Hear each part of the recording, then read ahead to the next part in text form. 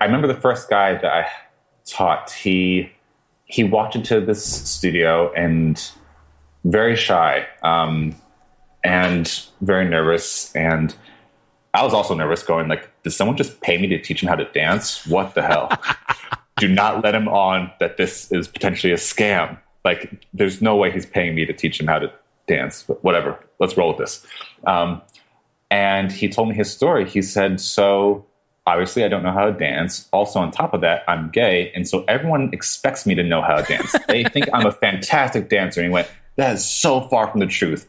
I need so many shots of booze in order to like not, get lost in my thoughts, to not feel embarrassed because I know I'm embarrassed myself, to not know that people are staring, wondering, why can't this gay man dance? And for the first, half hour of the lesson, he was staring down at his feet. Like his whole body was basically in that of shame. Just like shoulders caved in, head down, arms crossed, as if he was literally guarding himself from being attacked. And he started learning a few basic moves, like very simple moves, and it started to feel good. And once he got the moves and he started doing it to the beat, and he noticed that, he's like, okay, cool, it's going to the beat. And then his shoulders relaxed, his arms relaxed.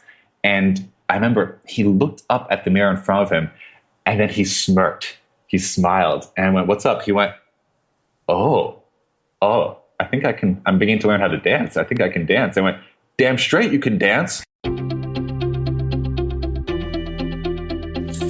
I'm Srini Rao, and this is the Unmistakable Creative Podcast, where you get a window into the stories and insights of the most innovative and creative minds who've started movements, built thriving businesses, written best-selling books, and created insanely interesting art. For more, check out our 500-episode archive at unmistakablecreative.com. Ben, welcome to the Unmistakable Creative. Thanks so much for taking the time to join us. Thanks for having me, Srini. Yeah, it is my pleasure to have you here. So, I came across your story actually by way of one of our listeners who somehow found a TED Talk that you did about dancing and using dancing as a way to build confidence. And I looked at it and, I get a lot of things sent to me, but for some reason I couldn't stop watching this TED Talk. It just made me laugh. I was like, okay, this is just a really cool story. But before we get there, I want to start with, a question that I've been known to start with, and that is, what do you think it is, from early childhood, like an experience, a memory, or something that planted the seed in your mind for what you eventually ended up doing with your life and your work? The first memory that pops into mind is fourth grade Catholic school in Brooklyn. Wasn't raised Catholic, but my family thought that, Catholic school, good education.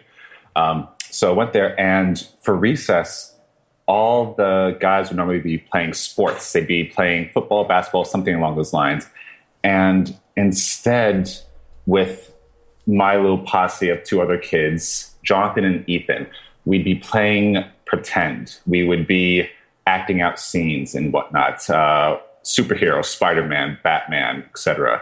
And that was pure bliss for me. And I just remember from that point onwards, in long car rides, because we often took cross-country trips, I would have my Discman, my Sony Discman, and I listened to songs in there, and I'd always imagine action scenes. With every song I would see this, Jackie Chan style action scene play out, and I just thought that would be the coolest thing in the world. And I never thought of it as like a career. I just thought of it as, oh, this is what happens when you listen to music. You imagine, people kicking ass and taking names, and somehow that led to learning how to dance, which was something that frustrated me for a while, which was because I would hear music, but I just didn't know how to move to it. It would, you feel that rumble in your belly, that creative burn, and I just couldn't manifest it. And so after several years, I finally learned how to dance. And although I wasn't kicking ass like Spider-Man and whatnot, I could still, move to the music in a way that felt badass. So it's kind of how it all started, from fourth grade playing pretend. Okay. Well, one question about this. First, do you remember what the very first CD or album that you owned was? Holy crap. All right. So this is going to A, out my age, and B, be very embarrassing. My first introduction to music was through my cousin, and she loved pop music. And so naturally, she introduced me to NSYNC and Backstreet Boys. So probably my first CD was NSYNC's first album. So that's what I was rocking out to on those cross-country trips to, California and Grand Canyon, listening to NSYNC, Let Her Rip, a cappella style.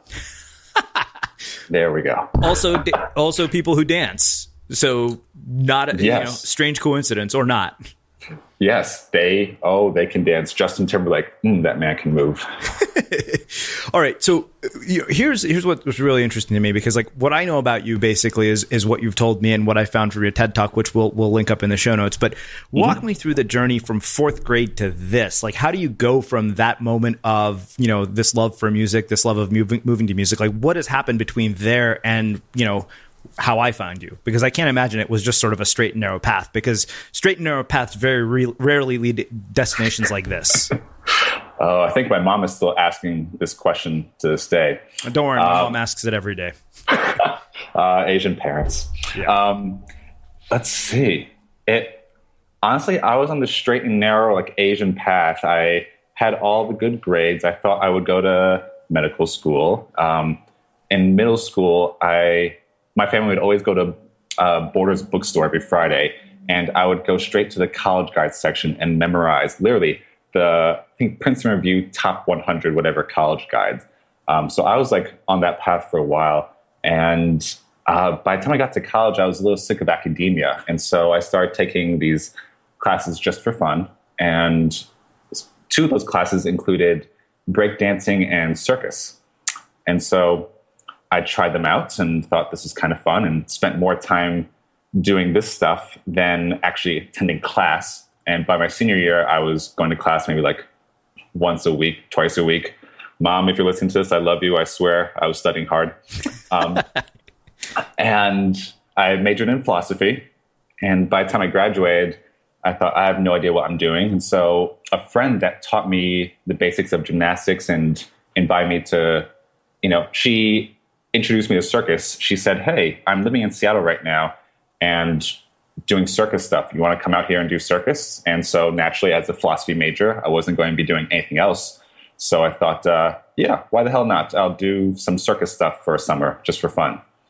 And I ended up living in Seattle for 3 years, pursuing circus arts and performing circus. And during that time, I eventually got over my fear of dance, which is a story in itself, and then decide, I kind of like this dance thing, I kind of like this circus thing, let's combine them. And I started doing performances that incorporate dance and acrobatics and clowning.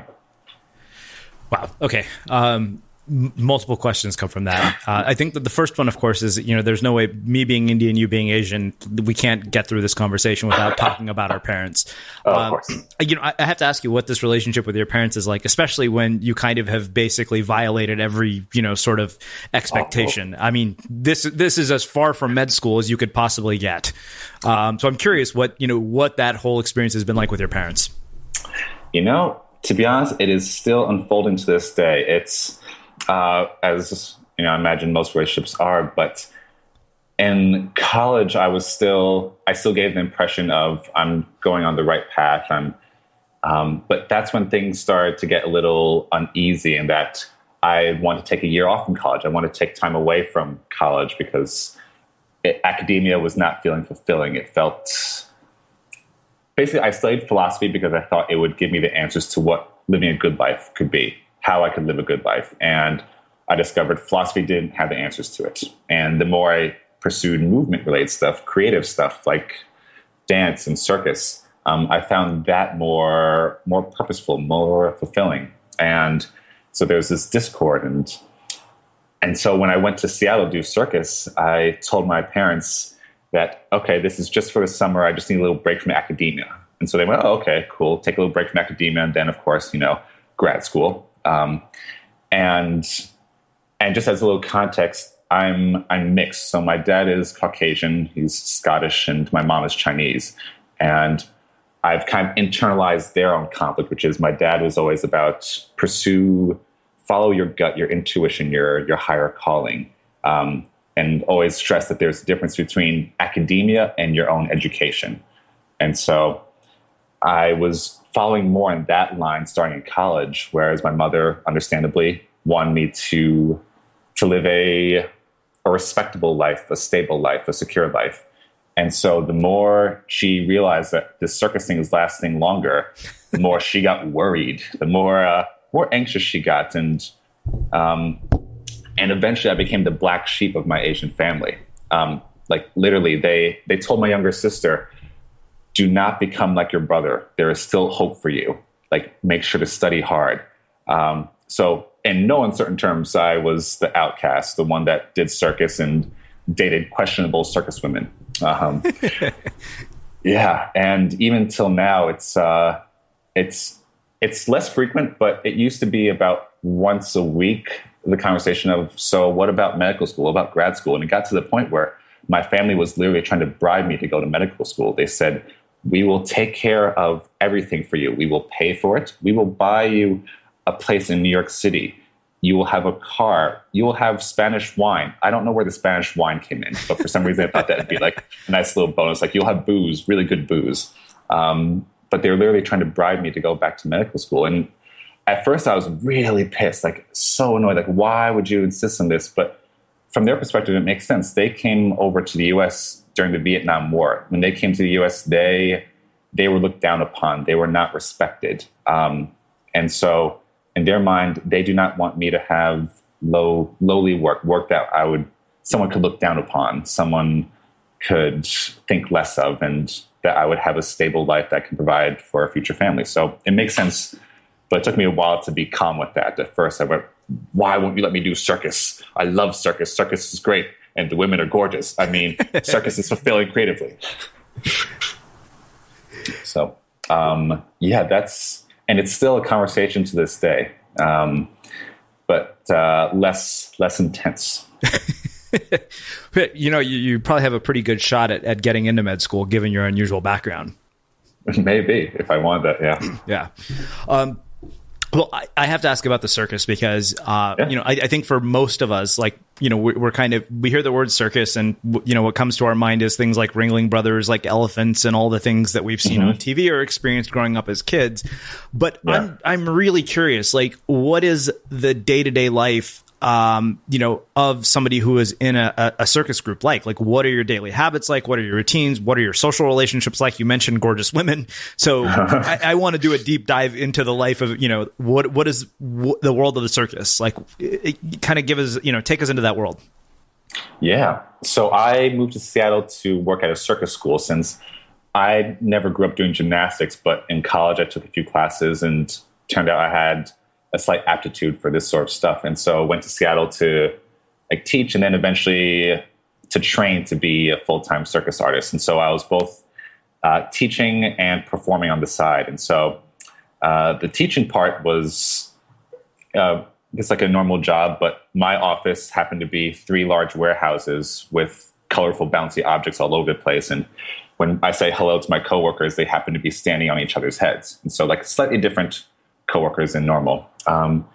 And the part that sticks out the most in my mind was the community. It is, for the most part, circus communities, you walk in and their first thing they say to you is like, hey, you want to come play with us?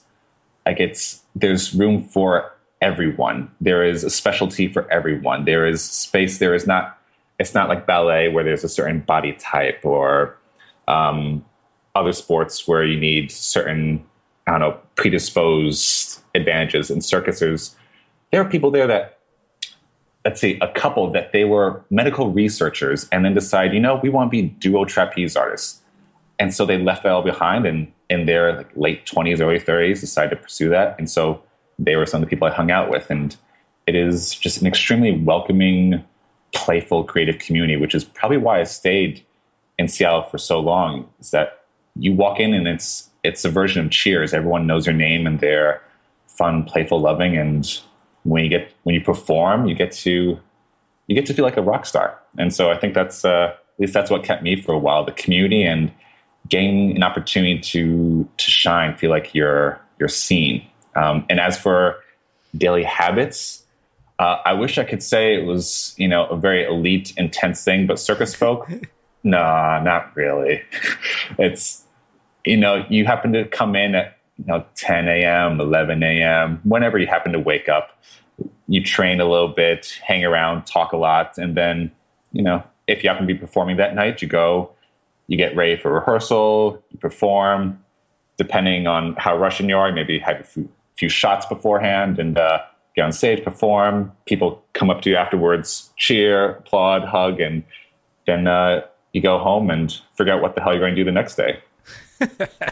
What is the training like? I mean, what's involved in the training? Like, let's say somebody listening to this is like, okay, now I'm fascinated. I wonder what I can do to go get involved in the circus in some way or another. Mm-hmm. Because, I'm working on a new book about creative habits. And the first thing that came to my mind when you've been describing this is, I should go in and take a class and experience this. Yeah. And you also mentioned gorgeous women. So that kind of was a selling point.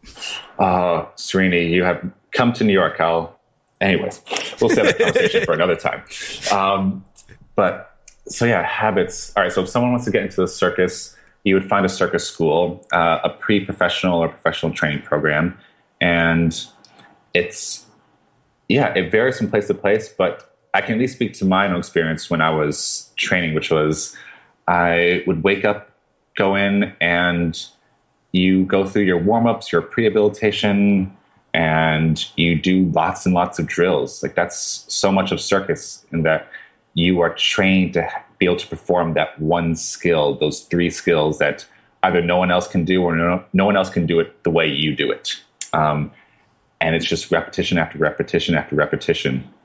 And you drill that over and over again. Like my acrobatics coach, this 6'2", lanky Frenchman, and when normally acrobats aren't that tall. Normally they're much shorter. And yet when he would flip, it's like a cat, like no noise. And so when he trained me, he would tell me my homework for the week. And he would say, all right, now I want you to do 100 cartwheels every day, 50 backflips every day, a few hundred this, a few hundred that. And I thought first time I worked with him, I thought he was joking. He went, no, that's what you're going to do. And I went, but why? He went, I want it so that if I were to smack you in the middle of the night awake, you could do it without any hesitation, without any problems. Like, it needs to be in your bones. And so a lot of circuses is drilling. And then, you're doing your flexibility, your strength training. So, and also depends on your discipline. If you're doing, say, acrobatics versus juggling versus tight wire, but a large part of the time is spent drilling. And as for actual how much, it varies. Some people are old school, like my coach, and he would say you do hundreds every day. So depends on how Russian and Chinese there are. If they're Russian and Chinese, God be with you, and I hope you have a good masseuse or chiropractor on speed dial. The more American, the more lax they'll be with the hundreds of repetitions and hundreds of push-ups and pull-ups. So it depends on what's your poison. What's your ideal form of pain and torture? So what did you learn from circus about performance and about creativity? Early on, when I was getting ready to perform my first solo act, I was drilling it over and over again, and I was terrified because I wanted to make it a clowning act. I wanted to be like Buster Keaton, this guy that has amazing physicality. And even though he doesn't say a single word, you feel him emotionally. And I was getting ready to create my first ever piece like that in homage to him. And I kept thinking shit, what if this is just not funny at all? What if what I find funny, the audience is going to go, seriously, dude? Man, I need more drinks to watch this kid. And a buddy of mine, a juggler named Nikolai, he gave me the best advice I've ever received on performing, and one that I still keep to this day and actually tell the people that I work with. And he said, when you're on stage, just know the audience wants you to win. They are rooting for you. They are on your side. And so even if you mess up, smile, acknowledge it, because they want you to win. And something about that really stuck with me. He just said, and similarly, the more you enjoy yourself, the more they're going to enjoy themselves. All you have to do is let them in.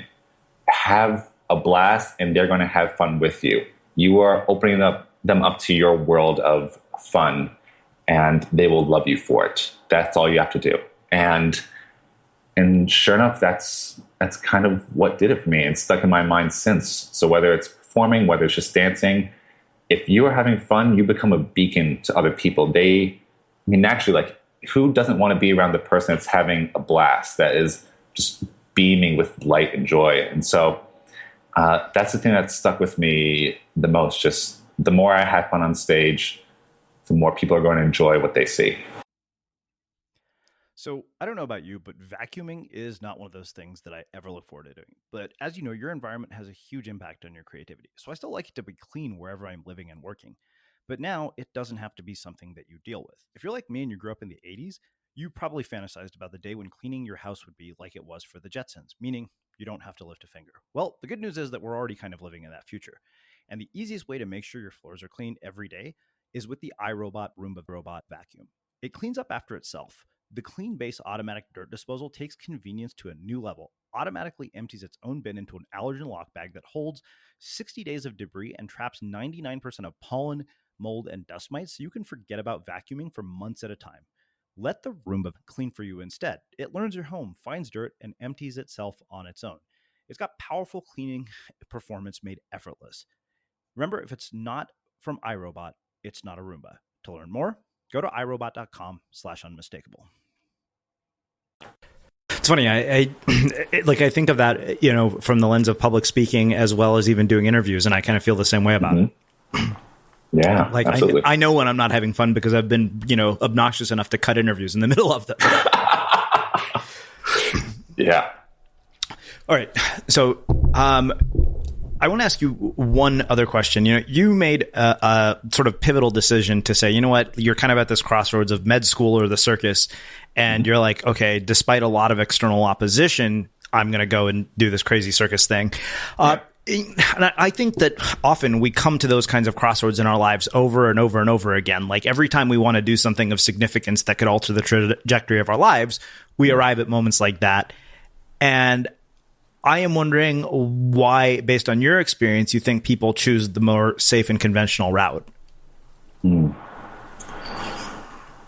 It's something I still wrestle with. And even though I made that choice to pursue the unconventional route, it still came with a heavy dose of Asian guilt, like some serious Asian guilt. And so, at least from my background, my history, I can understand a little better why someone would choose a conventional route. In that, at least from having immigrant parents, you don't want to let them down. Yeah. They come to the U.S., they give so much, they sacrifice so much. I think about how much my mom sacrificed to give me the opportunities I had, and it pains me. It actually pains me how much she gave up, and so I can understand why, if you have parents, immigrant parents, you want to do right by them, So there can be that conflict between what do I feel called to do and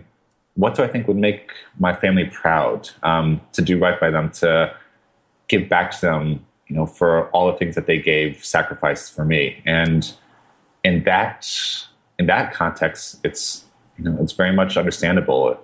And it's something I still think about to this day, when my mom was asking me to, again, pursue grad school, another route. And I just know that she doesn't want to see me suffer, essentially, is what comes down to it. And so, in that way, I can understand why someone would choose the safer route, to not let their parents down, their family down, to know that they can give back and provide. Yeah. What do you think enables them to choose the unconventional route? What makes that possible, as somebody who's done it? Yeah. Well, I will be honest and say that what helped a lot was that I was across the country when I made this decision. If I was having to face my mother in person, it would be a lot harder. But I was, in Seattle talking to her on the phone. I'm trying to think what did it. And what made it easier to decide was, I guess this is really simple and nothing particularly mind-blowing, but just the joy in the work itself. Like the more, it was the sense of trusting myself and knowing that I could both love my mother, love my family, be thankful for what they gave me, and still pursue something that makes me sing, to trust that I will be just fine, that I will be all right, that I will be able to take care of myself. So it was knowing that it didn't have to be an or decision. It could be and. I could love them, do right by them, and live a life that I'm proud of. And saying it right now, I think like, young Ben, why did you not think of that? It is not like an either or sort of thing. You can do both, but man, that Asian guilt is insidious, dude. Yeah. Well, and I'm curious about you, actually, if you don't mind me asking, like, is this something that you ever had discussion with your family? Yeah, I mean, I have an entire section of my book dedicated to this. So yeah. Well, in that case. Yeah, no, it's something I think a lot about. My sister is a doctor, so I think about it plenty. So it's definitely on my mind. My dad's a professor, my sister's a doctor. So like I have this family that is very much on a conventional trajectory. Yeah. So, like I always jokingly say, I think God made a sorting error by putting me with my family. And what was your thinking as you were like in the early stages of growing your business when, there isn't any massive success to necessarily show for? How did those conversations go? I think I basically kind of made a half-hearted effort to find a job to appease them, to like say, okay, look, I'm trying. Yeah. And then, of course, my trying didn't lead anywhere. So it was conveniently my trying didn't lead anywhere. So it was like, okay, look, I've been to all these interviews. Nobody's hiring me. Why am I doing this? This makes no sense. So, it was one of those things where I was like, this is just stupid. Like it was one of those things where I'm like, trust me, I know what I'm doing here, even though it will be completely misunderstood. You guys will not be able to make sense of it, but it will work. And it's taken a really long time, which is one of those things that it does. Mm-hmm. But I mean, let's do this. I want to actually talk about the shift from circus to the whole dancing thing, which is how I found out about you. What sparked the interest in that, like to make that shift? And then I want to actually start talking about the work you do and like, what kind of impact this is, because what drew me into that TED Talk was, one, I always felt that I can't dance. And so I was like, okay, because I remember you saying something like that. I related to that in that moment. I was like, God, I wonder like what an idiot I look like on the dance floor, unless I've had a few drinks. So I was like, okay, I definitely have to talk to this guy. But let's start with kind of the shift from circus to doing what you do now. Like, where did that start and how did it start? Yeah, it started about when I left Seattle to move to Montreal, which is circus mecca of the world. That's where Cirque du Soleil is located. That is where one of the top circus schools in the world is located. And I decided I wanted to move there and really surround myself with the best of the best, the top people of the world, to soak it all in. And I found myself completely miserable, injured, bedridden, because I couldn't move my neck anywhere without pain because of some dumb trick I was trying to pull. And I was noticing all these people that were at the top of their game and seeing, wow, I actually don't want to live this lifestyle where they are dependent on so many other people to be paid. There's so much outside of their control, and they aren't necessarily doing the art that they want to be doing. They are doing what is in demand, what the show needs, and they don't really get to see their friends and family that often. And that, on top of being injured all the time, I'm so tired of being injured at all times. Like, I feel like an old man at this point. And so I thought about different options, and I thought, all right, what if I try and, create a business, said every young know-it-all kid. And I decided, all right, I'm going to move back to New York City and pursue entrepreneurship. I don't know how to spell it. I don't really know what it means, but I'm going to pursue it. And so I moved back to New York, and I was at a bar with various other aspiring budding entrepreneurs, and I was trying to go over some ideas for different things I can do. And jokingly, I said, oh, what if I help men get laid through teaching them how to dance?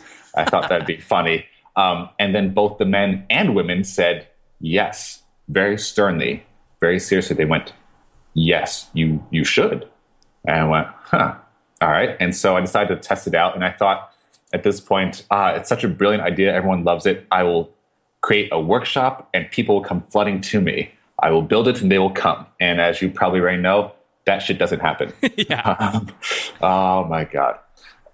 And so it took a few attempts, but eventually I discovered that yes, it is, a decent idea with a market of men that could use this. And also that with some work, a lot of work and learning how to market and sell, that it can be profitable. And it just found it felt like a nice way to overlap my artistic desires, creative desires, and also being able to, for the first time ever, create income on my own terms. And so that's kind of how it began. Okay. Tell me about your first experience of teaching somebody how to dance. I mean, of course, that premise of, going to teach men how to dance so they can get laid. I was like, that is like I said, I mean, what drew me into the story, I was like, wow, this is really unmistakable. Like there's something really special about this. And, it wasn't sleazy in any way at all, but I loved the TED Talk so much. And, it was, like I said, recommended by one of our listeners. Tell me about the first experience of teaching somebody to go through this and kind of talk to me about the before and after of a person who's gone through this experience with you. That's what I'm really interested in. So I remember the first guy that I taught, he walked into this studio and very shy, and very nervous. And I was also nervous going like, did someone just pay me to teach him how to dance? What the hell? Do not let him on that this is potentially a scam. Like there's no way he's paying me to teach him how to dance, but whatever, let's roll with this. And he told me his story. He said, so obviously I don't know how to dance. Also on top of that, I'm gay. And so everyone expects me to know how to dance. They think I'm a fantastic dancer. And he went, that is so far from the truth. I need so many shots of booze in order to not, get lost in my thoughts, to not feel embarrassed because I know I'm embarrassed myself, to not know that people are staring, wondering, why can't this gay man dance? And for the first, half hour of the lesson, he was staring down at his feet. Like his whole body was basically in that of shame. Just like shoulders caved in, head down, arms crossed, as if he was literally guarding himself from being attacked. And he started learning a few basic moves, like very simple moves, and it started to feel good. And once he got the moves and he started doing it to the beat, and he noticed that, he's like, okay, cool, it's going to the beat. And then his shoulders relaxed, his arms relaxed. And I remember he looked up at the mirror in front of him and then he smirked. He smiled and I went, what's up? He went, oh, I think I'm beginning to learn how to dance. I think I can dance. I went, damn straight you can dance. And it was that look of going from shame to just the faint flickers of pride, just like the beginning embers of pride, just like, oh, look at you, you handsome devil. Yeah, you can dance. It was that look on his face. And that was just my favorite moment. That look of him going, yeah, I got this. I can move. I can feel good moving and look good moving at the same time. And that was thankfully my first experience teaching a guy to dance. That was awesome. Like I had this scene in my mind of if you've seen the movie Hitch, where you know what I'm talking about. Like, that was my first dance lesson, actually. Yeah. Okay. I guess the other bigger question, why is it where does this I can't dance narrative come from? I've told you that myself. Like, I actually believe that right now. And that's kind of what drew me into this story. But why is it that people feel so self-conscious about something like dancing? And I'm curious, so you taught this guy. I'm curious, what are the other sort of changes that you've seen in other people's lives as a byproduct? Like, what are the unexpected changes? I mean, other than hopefully getting laid, which, not that that's a bad change, but I'm curious, what are the unexpected things that have come about from this? And then let's go to that second. But first, where does this whole sort of self-consciousness about dancing come from? Because we're not self-conscious about standing. Right. Yeah, it's the reason why I even want to do this and why I wanted to do it in the first place was because I was the target audience. I was the target demographic. I couldn't dance for most of my life, and it was embarrassing. And what I found through teaching other guys is that it basically came down to feeling like you are looking less of a man the moment you try to dance. Like, oh God, I've just made a complete ass of myself. Even though at the bar I'm standing there looking pretty cool with my diesel jeans and nice crisp white button down and my vodka martini. Like, I'm looking pretty good. I'm feeling pretty good. But there's this crippling, paralyzing fear that, like, the moment you step onto a dance floor, and if you don't know what you're doing, you will just completely emasculate yourself. Like, you will look like a fool. You will be laughed at. People will think that you are less powerful, less cool. And that's what I felt for most of my life. This feeling of, I could be on the dance floor, or I could stab myself in the eye with a dull pencil. I'm not really sure which one is worse at this moment. Yeah. Public humiliation or, self-inflicted pain. Maybe I'll just go with the self-inflicted pain. And most of the guys I talked to, every guy I talked to has the exact same thoughts going through his head on a dance floor. They're the thoughts of, I'm too stiff. I look stiff. I look foolish. I'm embarrassing myself. I don't look cool. I can't join in with my friends because, I'm just going to stand out like a sore thumb. It's this feeling that as soon as I'm outed as not cool, I will not be part of the party. I will be made fun of. I will be ostracized and less of a man. And so, basically every single guy that I've come across has used almost those same words to describe what they're feeling. Uh-huh. What goes through your mind? A lot of those very things. Like, as you're describing that, I can't help but think of all the Indian weddings that I happen to have been at where, I'll see my mom glaring at me for not being willing to go to the dance floor. Uh-huh. If we happen to be at a wedding together, and it's like, I'm like, I don't want to go to the dance floor because I'm like, I can't dance like half these people. And then you add Indian music into that, and it's, a whole other disaster. But yeah, I think I have a lot of those sort of same narratives. And it's funny because it's to me, the issue isn't a lack of being able to dance. It seems like what you're really solving is another problem, but you're using dancing as the mechanism to solve it.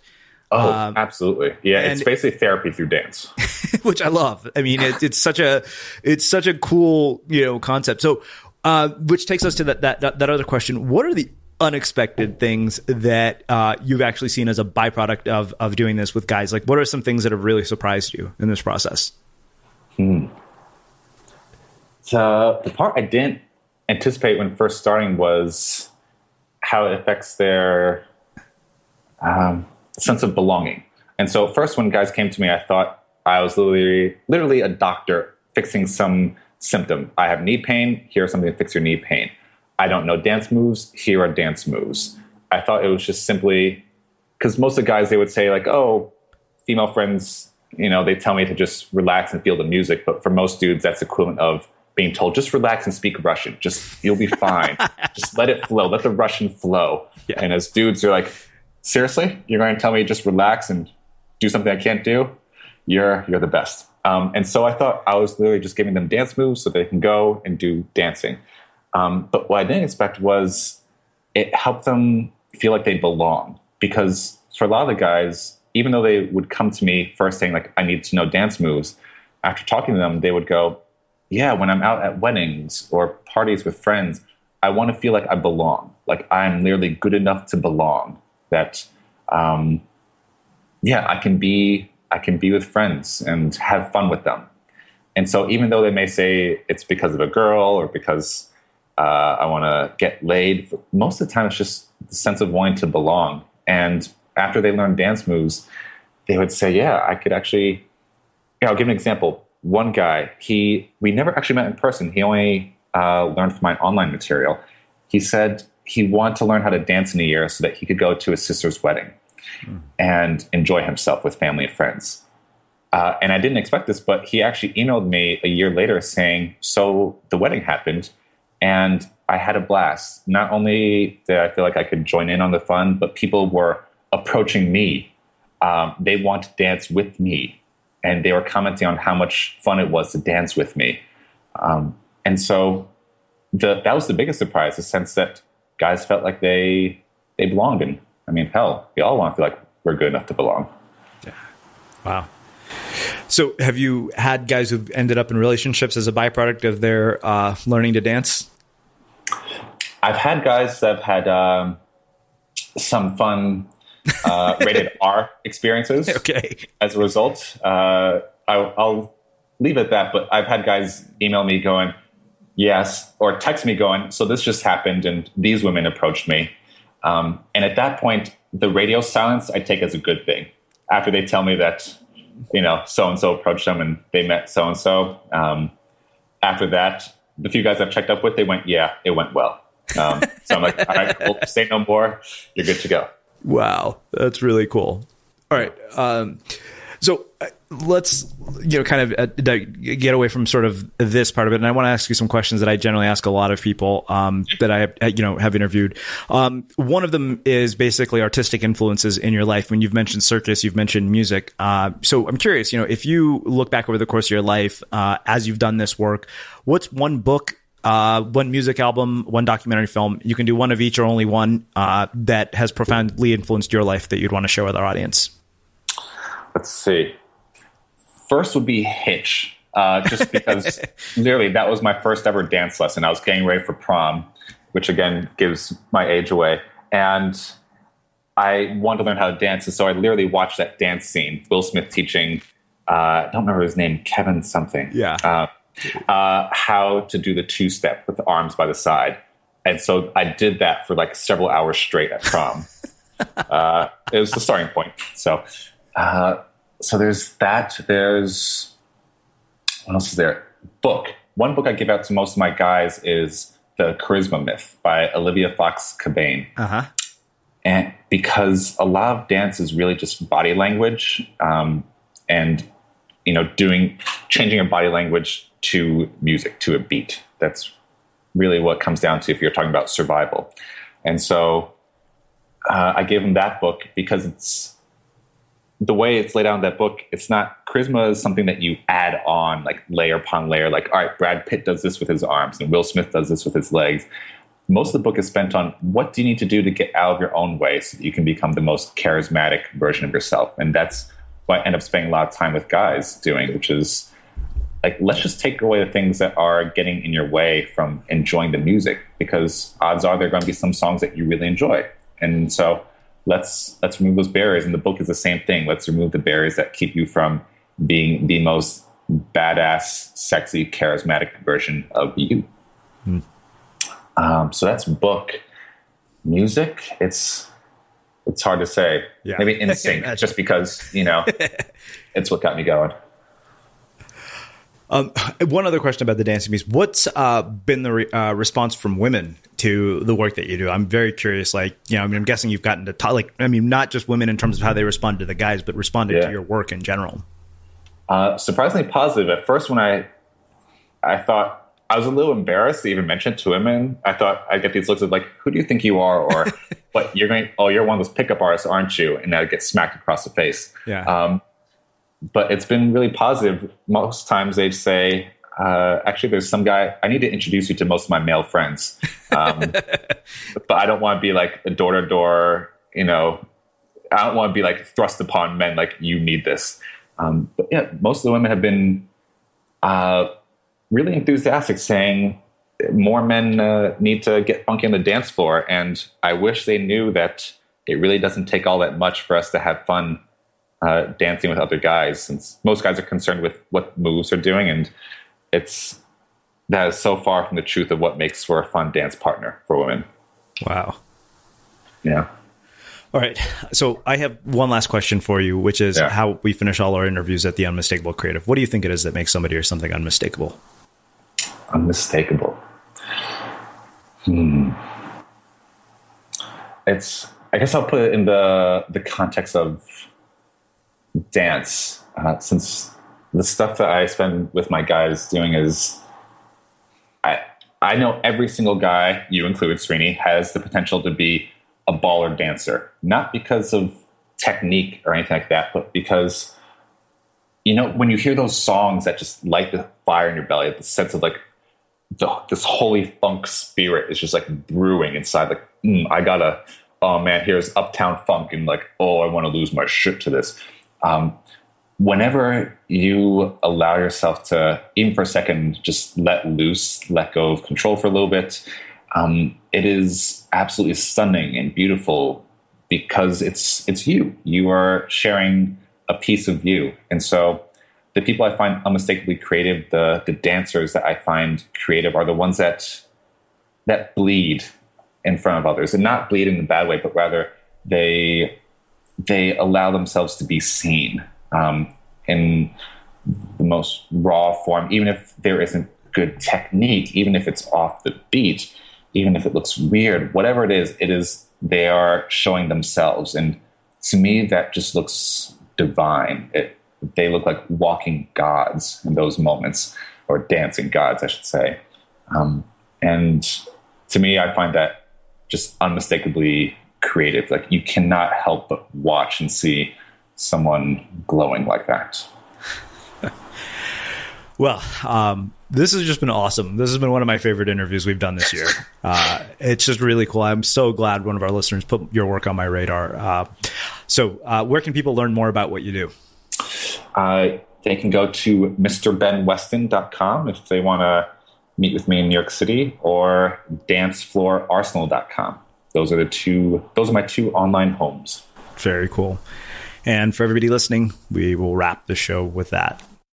Thank you for listening to this episode of the Unmistakable Creative Podcast. While you were listening, were there any moments you found fascinating, inspiring, instructive, maybe even heartwarming? Can you think of anyone, a friend or a family member, who would appreciate this moment? If so, take a second and share today's episode with that one person, because good ideas and messages are meant to be shared.